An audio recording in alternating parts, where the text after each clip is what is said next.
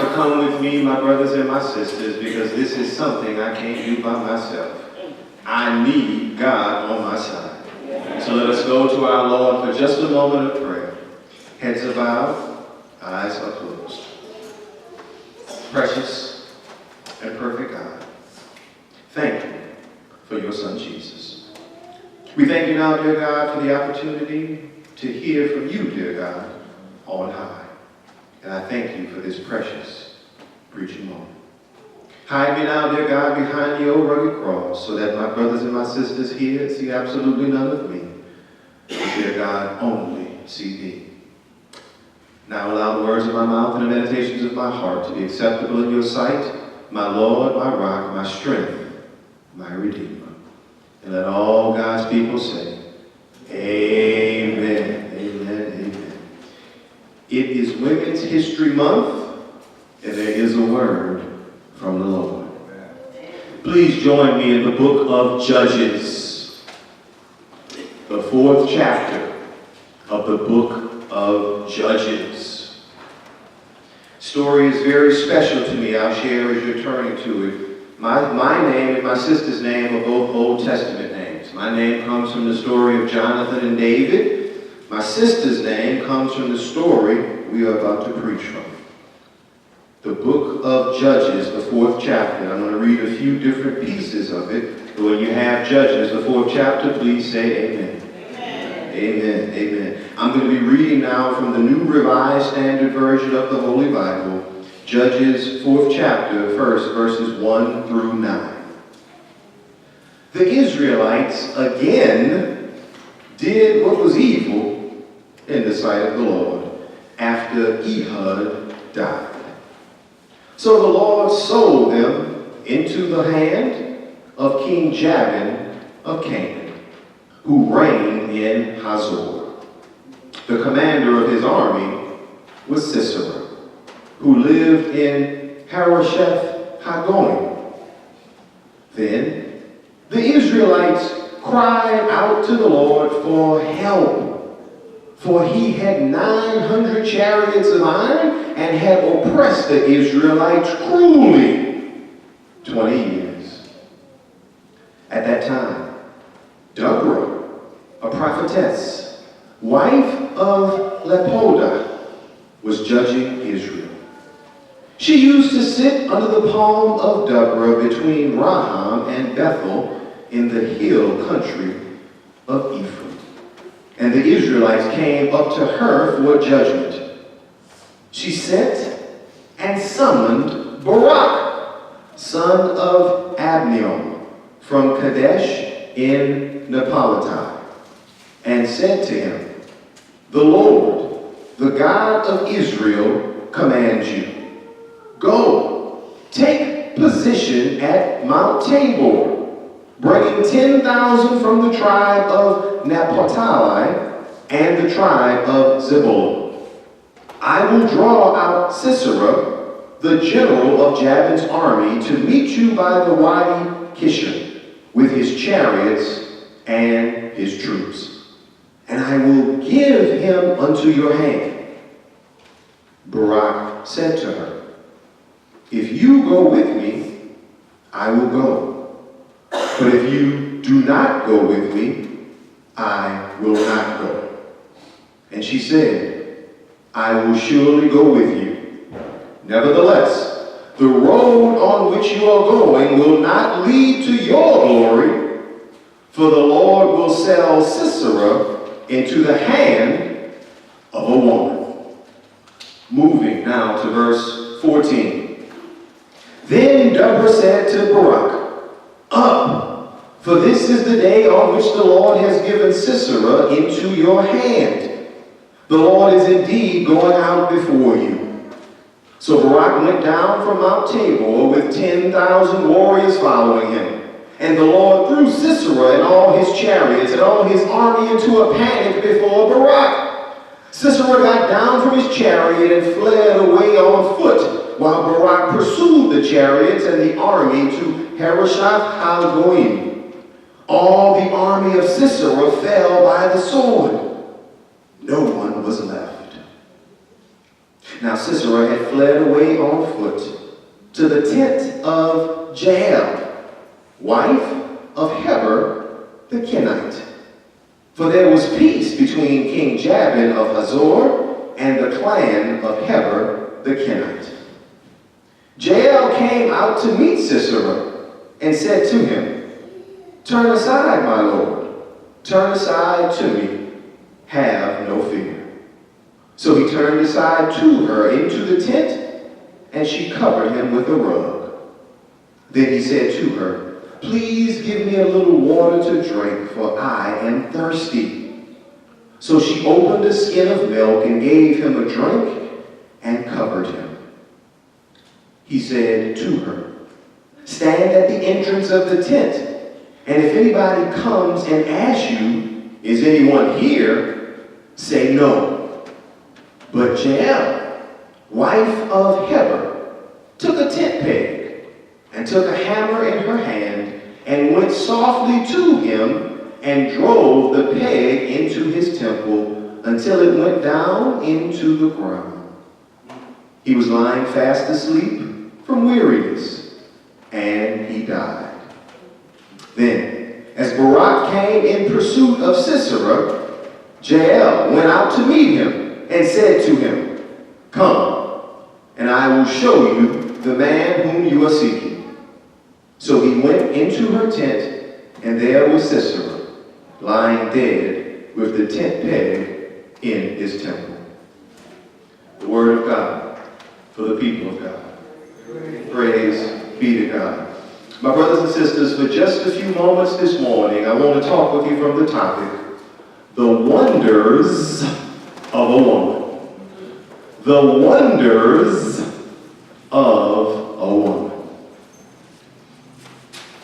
The United States of America has a sordid history when it comes to the treatment of people of color and women. Because of this history and because of the legacy of so many men and women, February is a time when we honor the accomplishments of blacks. And March is a time when we honor the accomplishments of women. In February, during Black History Month, we celebrated the accomplishments of lawyers, like Thurgood Marshall, of ministers like Martin Luther King Jr., and politicians like Barack Obama. Their accomplishments are significant against the backdrop of race in America because they truly opened doors that made this country better. Now, during the month of March, our celebration continues. It continues because just as America has a history with race-based discrimination, America also has a history with gender-based discrimination. Now, during the month of March, a season that we celebrate as Women's History Month, we set time aside to talk about the brilliance of Michelle Obama. We set time aside to talk about the courage of Rosa Parks. We set time aside to talk about the dedication of Fannie Lou Hamer, the talent of Misty Copeland, and the political savvy of Eleanor Roosevelt. March is a time when we honor our sisters because women have given so much to so many to make America better. Women have been mothers, women have been business owners, women have been government officials, women have been leaders, and women have shown tremendous faith in the midst of trying circumstances. So as we begin this celebration of women, and as we talk about the faith of a woman who stood at the forefront in leading God's people, there is arguably no better example than that of our sister Deborah in the book of Judges. When we look at this text now, we're preaching this morning from a text in the story on Deborah the judge and her general, Barak. Now, judges in the biblical context are not typical as you would think of them in our American context. In other words, our sister Deborah didn't go to law school, Deborah didn't take the bar exam, and Deborah doesn't go to work every day wearing a black robe. Judges in the context of Israel were those people who were really leaders presiding over Israel in a time of conflict after they entered the promised land and before the monarchy or the institutionalization of kings. So in talking about our sister Deborah, described as a prophetess and as a judge, she's much less like Ruth Bader Ginsburg and much more like Condoleezza Rice. She's much less like Sandra Day O'Connor and Sonia Sotomayor and much more like Madeleine Albright or Susan Rice. Deborah was a government leader who had a very close relationship with God. Now, we're looking at this text. It reads like a story and has certain elements of a story in what I call a story format. This text has conflict and it has complication before things start to unfold and before things start to make sense. Now, the conflict in this text exists as part of a pattern that the author of Judges tells us about. You see, the first 3 chapters of Judges start very similarly to the way the 4th chapter starts. The people of Israel, while living in the promised land, did what was evil by turning their backs on God.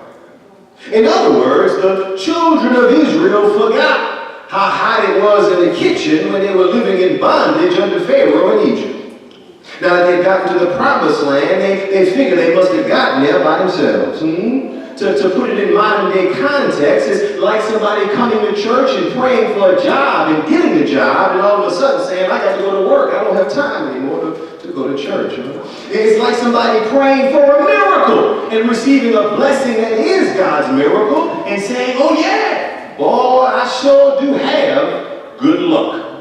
It's like living 8 years under the presidency of Barack Obama and feeling like America always had a black president, then all of a sudden getting a reality check of Donald J. Trump. What I'm trying to say here is there's conflict in this text because the people of Israel have really forgotten that God is still God. But then the text moves from conflict to complication when we see this plot start to develop. Somebody's got to defeat the enemies of Israel, just like here in America, somebody had to defeat our enemies too.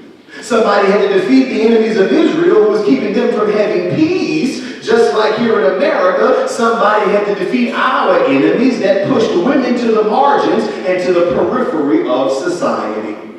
In politics here in America, God sent a woman by the name of Hillary Rodham Clinton to defeat an enemy called fear. Hillary Clinton defeated the enemy by making history and breaking the glass ceiling to win the popular vote to become president of these United States of America. She defeated the enemy of fear and the fears of so many who are afraid to make a woman the most powerful person in the world. Now, in the pulpit, God also sent a woman to defeat the enemy called the lack of confidence. When in the church, we made history by electing Vashti Murphy McKenzie to break what I call the stained glass ceiling, becoming the first woman elected a bishop in any mainline denomination. And here in Israel, the text tells us that God also sent a woman, a sister by the name of Deborah, to stand as a leader of God's people and to help them defeat the enemy who was attacking Israel as they were in the promised land. Now, watch this. In the entire book of Judges, there are only 12 people who have arisen or who God has pulled up to make judges over his people. And of those 12, only one, somebody say only one was a woman.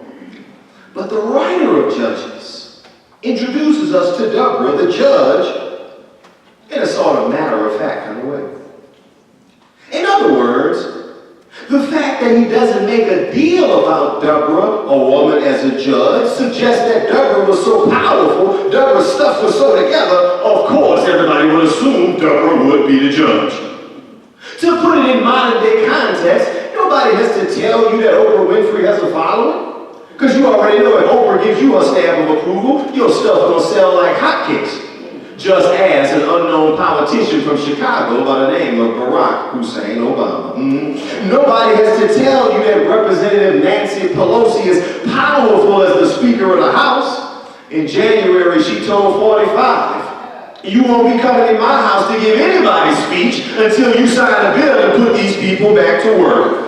So for the first time in American history, the President of the United States had to deliver the State of the Union address with people wearing kente in the month of February celebrating Black History Month, huh? Oh, nobody had to tell you that 45 was mad. Oprah and Nancy Pelosi have power, just like Deborah must have been a powerful sister, because the writer of Judges just casually tells us Deborah was the judge.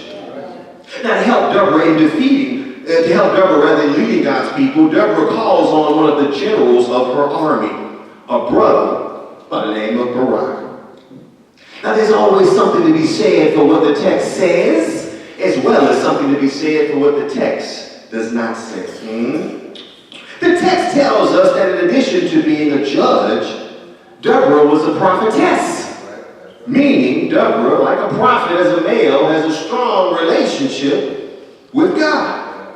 But the text does not say the same thing about Barak. The text instead suggests to us that Barak, even as a general, can I say it in church, didn't put on the whole armor of God. The text suggests to us that because he tells Deborah, I will go only if you will go, I'm not going to that battle by myself. The text is suggesting that as he wants to hide behind Deborah's skirt, it means Barak doesn't have the courage to challenge systems like Rosa Parks. Barak doesn't have the confidence to pioneer against what seems like insurmountable odds like Gabby Douglas. And Barak doesn't have the charisma to stand on his own like Josephine Baker.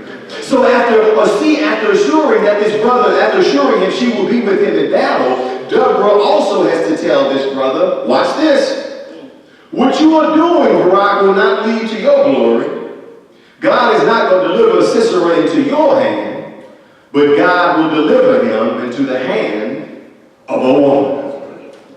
Now, when the attention in this story shifts from Deborah and it shifts to another sister, Jael, we see how the story starts to play out. Jael is used by God like a secret weapon that's hidden in plain sight for everybody to see. What I'm trying to say is that if Jael were here with us today, she would be like so many women who are hidden in plain sight as single mothers raising children who are acting as the backbone of black families because for whatever reason, so many of our men are out of sight and out of mind.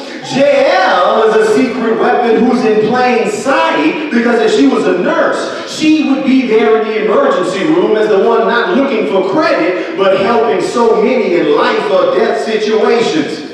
Jael is hidden in plain sight because she's like a teacher, a secret weapon who, much more so than men, has taken on the responsibility of educating our children and helping them to become productive members of society. Yes, my brothers and my sisters, Jael is God's secret weapon, hidden in plain sight for everybody, including Sisera, to see. So after Sisera's army loses in battle to Barak, and we know Deborah was with him because he wasn't going out there by himself, right? So after Sisera's army loses in battle, Sisera runs into the tent of Jael, assuming that because she's a Gentile, assuming that because she's not Jewish, assuming that because she's a Gentile, she would help his cause and work against Israel. The Lord told me, sometimes I move in mysterious ways. Here in this context, God used a Jewish woman, Deborah, as well as a Gentile woman, Jael, to help advance the cause of God's people. Just like here in America, God will use a white woman along with a black woman to help the cause of God's people. God has used white women like Eleanor Roosevelt, just like he's used black women like Fannie Lou Hamer. God has used white women like Madeleine Albright, but God has also used black women like Condoleezza Rice. And God used a white woman named Hillary Rodham Clinton, just like God used a sister girl from Chicago named Michelle Robinson Obama. So in looking at this text and looking at the way God can bring people from different backgrounds together to advance the cause of God's people, there's something that speaks to me and says, there's nothing quite like the wonders of a woman. Oh, this is our time, my brothers and sisters, to lift up our sisters, because women do so much for so many. Women have been out on the front lines, and women make things happen. Women are courageous, but women are also courteous. Women are strong, but women are also sweet. Women are powerful, but women are also protectors. Women are nothing like anything else because there's nothing quite like the wonders of a woman. Women are teachers, but women can also be preachers. Women are nurturers, but women are also providers. Women can be cute, but women can also be cunning. Women can be intelligent, and they can sure enough outsmart a man. Women can find a solution and make you think all the time it's your own idea. Women can help God's people in the midst of despair, and women should be celebrated because there's nothing more amazing, there's nothing more powerful, there's nothing more potent, there's nothing more wonderful than the wonders of a woman. I want to close this morning, my brothers and my sisters, as we talk about the wonders of a woman and celebrate Women's History Month, by sharing with you the words of one of my favorite poems, written by a woman named Maya Angelou. Now let me say this. You all know that during our color wars, your pastor is secure. Sister Michelle is always cute in her pink, but I'm secure because I come in, I'm the first one with a pink shirt on. You got to be a secure man to wear pink, and you got to be a secure man to read a poem that's written by a woman from the perspective of a woman and know you still all man.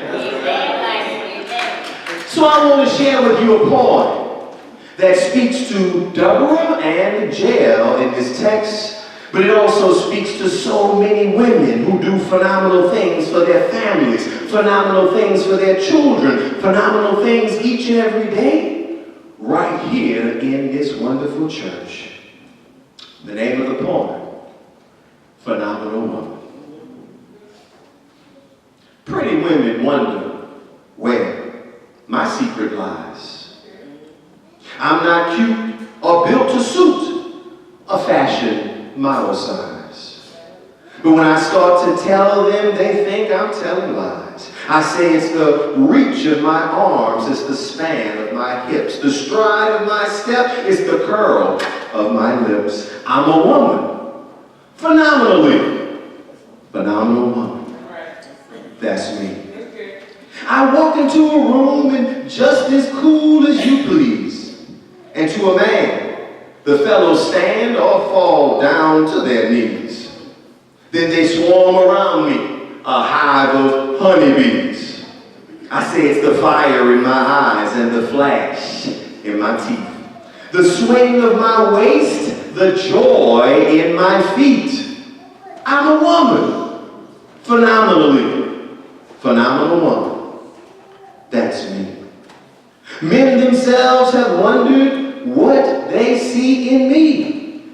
They try so much, but they can't touch my inner mystery. When I try to show them, they say they still can't see. I say it's the arc of my back, it's the sun of my smile, it's the ride of my breast, it's the grace of my stride. I'm a woman, phenomenally phenomenal woman. That's me. Now you understand just why my head is not bowed. I don't shout or jump about or have to talk real loud. When you see me passing, it ought to make you proud. I say it's the click of my heels, it's the bend of my hair, it's the palm of my hand, the need of my care. Because I'm a woman, phenomenally phenomenal woman. That's me. To all of our sisters, Happy Women's History Month.